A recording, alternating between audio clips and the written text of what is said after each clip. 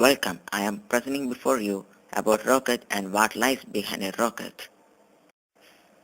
Really, rocket is an exciting invention of 20th and 21st century and it is more interesting to know about it. And here I am trying to express before you the knowledge I gained about rockets and about their achievements. Let us start the journey. A journey to explore world, a journey of curiosity, a journey that makes you proud. Let us see the video of launching and landing of Curiosity that have launched by the NASA and Space Research Organization in America.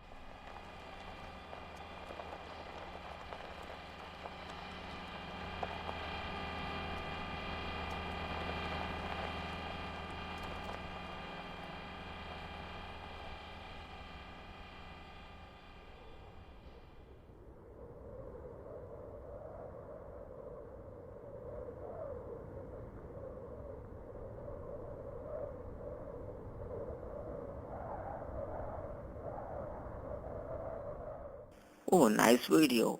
I think you have enjoyed it. Oh, let's come back to the topic. Oh, we can first go through history of rockets. When I say about the history of rockets, you should note that there was many struggles made by the different scientists and different organizations all over the world. Let us come back to the topic, history of rockets. One of the first devices to successfully employ the principles of rocket flight was a wooden bird. Escaping steam propelled the bird suspended on wires. The pigeon used the action-reaction principle, that is, Newton's third law of motion. 300 years after, Hero of Alexandria invented a rocket-like device called heliopile. Then gunpowder became available to propel the projectiles. The first rocket was used in 1732 during the Chinese-Mongols War. They used fire arrows and iron poles which exploded with a sound that could be heard for 25 kilometers, causing devastation. And then another object named ground rat used internal combustion rocket propulsion. Many experiments conducted in 13th, 14th and 15th century. In England, a monk named Roger Bacon worked on improved forms of gunpowder that greatly increased the range of rockets. In France, a Jean Froissart found that more accurate flights could be achieved by launching rockets through tubes. In 16th century, a German fireworks maker invented the Stab rocket, a multi-stage vehicle for lifting fireworks to higher altitudes. It is a large skyrocket carried a small skyrocket. When the large skyrocket burnt out, the smaller one continued to a higher altitude before showering the sky with glowing cinders. His idea is basic to all rockets today that go into outer space. Rocketry becomes a science. During 17th century, Sir Isaac Newton proposed the three laws of motion and universal law of gravitation, which helped for the further development of rockets. In 1720, a Dutch professor, William Gravesend, built model cars propelled by jets of steam. Rocket experiments began in Germany and Russia at the same time.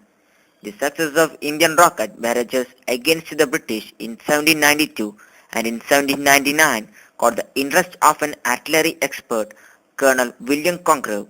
Congreve designed rockets for British military. Later, an Englishman, William Hale, developed a technique called spin stabilization. In 1898, Konstantin Tsiolkovsky proposed the idea of space exploration by rocket. He suggested the use of liquid propellants for rockets in order to achieve greater range. He stated that the speed and range of a rocket were limited only by the exhaust velocity of escaping gases. In the 20th century, American scientist Robert H. Goddard conducted practical experiments in rocket science. He aimed at making rockets fly to higher altitude. Goddard's earliest experiments were with solid propellant rockets. Later he understood that liquid fuel will provide better results than solid fuel. He achieved the first successful flight with a liquid propellant rocket on March 16, 1926. Fueled by liquid oxygen and gasoline, the rocket flew for only 2.5 seconds, climbed 12.5 meters, and landed 56 meters away in a cabbage patch. He then made more developments to his rocket and also introduced a parachute system for safe landing. Another great space pioneer, Hermann Oberth, published a book in 1923 about rocket travel into outer space, because of which many small rocket societies sprang up around the world. In Germany, the formation of one such society led to the development of V-2 rocket. Later, both the United States and the Soviet Union began a variety of experimental programs. Missiles such as Redstone, Atlas, and Titan would eventually launch astronauts into the space. On October 4, 1957, Soviet Union launched the first artificial satellite called Sputnik 1.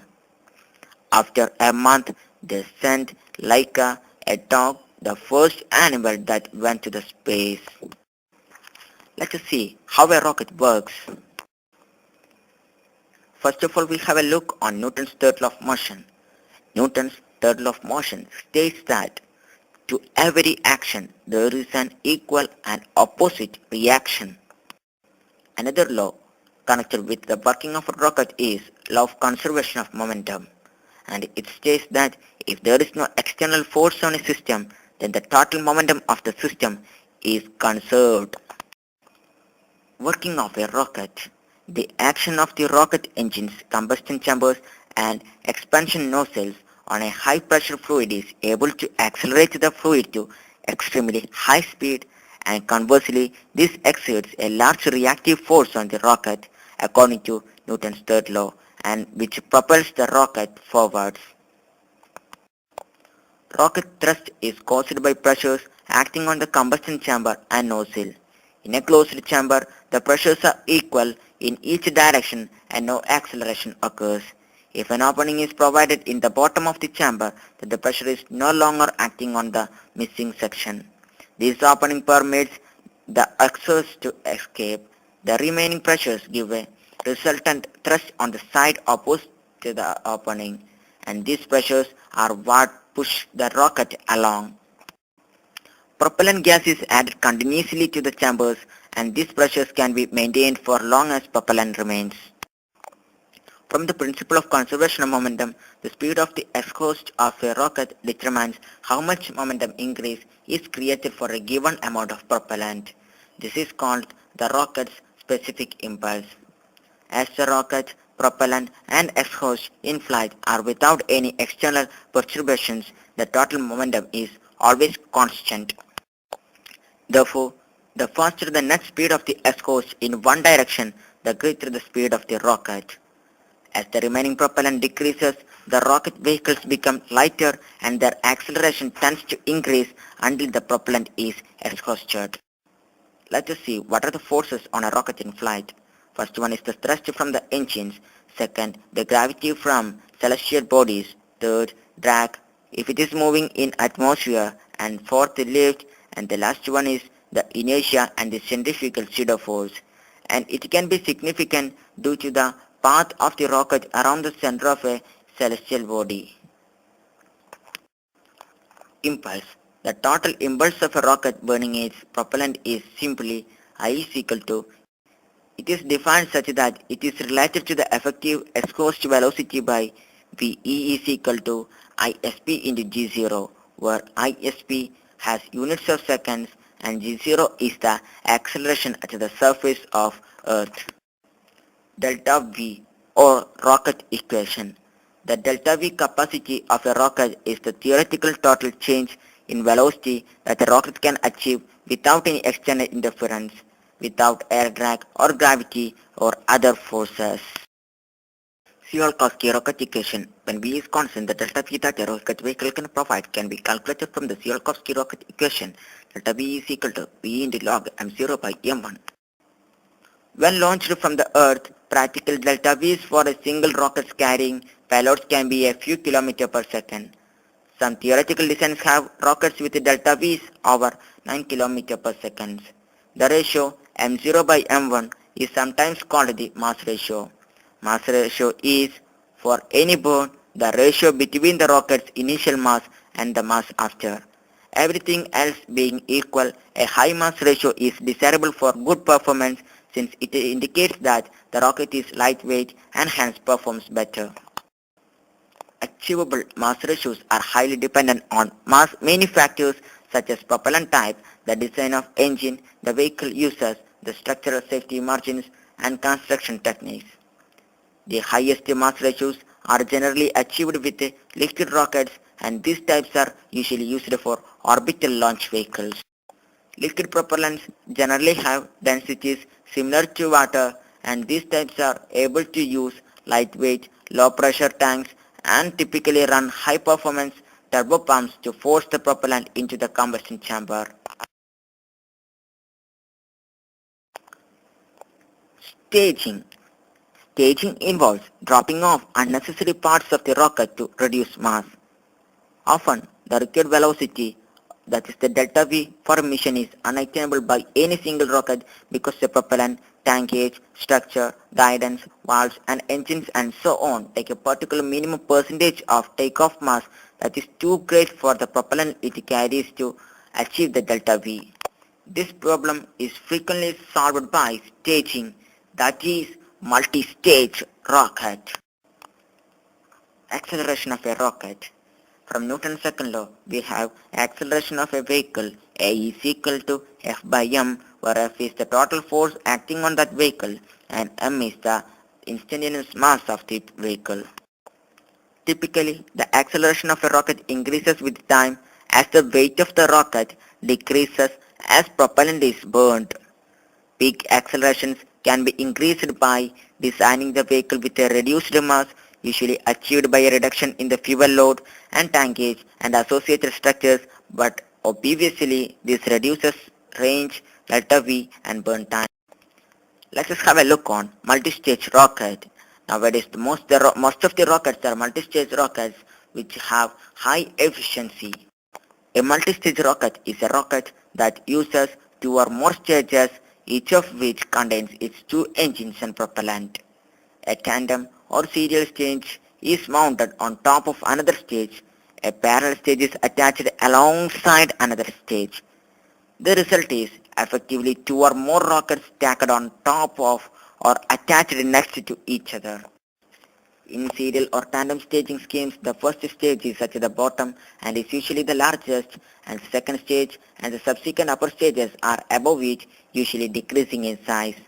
In parallel staging schemes, solids or liquid rocket boosters are used to assist with the liftoff.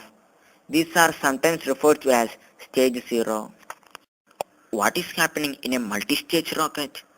The first stage and booster engines fire to propel the entire rocket upwards. When the boosters run out of fuel, they get detached. This leaves a smaller rocket with the second stage on the bottom, which then fires, known in rocketry circles as a staging. This process is repeated until the final stage's motor burns to completion. By jettisoning stages, when they run out of propellant, the mass of the remaining rocket is decreased. This staging allows the thrust of the remaining stages to more easily accelerate the rocket to its final speed and height. What are the advantages of multi-stage rocket? First one, once the fuel is exhausted, the space and the structure which contained it and the motors themselves are useless and only add weight to the vehicle, which slows down its future acceleration. And the second one is the thrust of future stages is able to provide more acceleration than a single large rocket would be capable of. And the third one is each stage can use a different type of rocket motor, each tuned for its particular operating conditions. Optimizing the structure of each stage decreases the weight of the total vehicle. But they have disadvantages too. On the downside, staging requires the vehicle to lift motors which are not being used until later, as well as making the entire rocket more complex and harder to build. Each staging event is a significant point of failure during a launch, with the possibility of separation failure, ignition failure and the stage collision. Nevertheless, the savings are so great that every rocket ever used to deliver a payload into orbit had staging of some sort. These are the ideas that I have gained through reading books and through internet. I think I have presented it before you very nicely. If you found any mistake, please comment below. And thank you for cooperating with me. Thank you.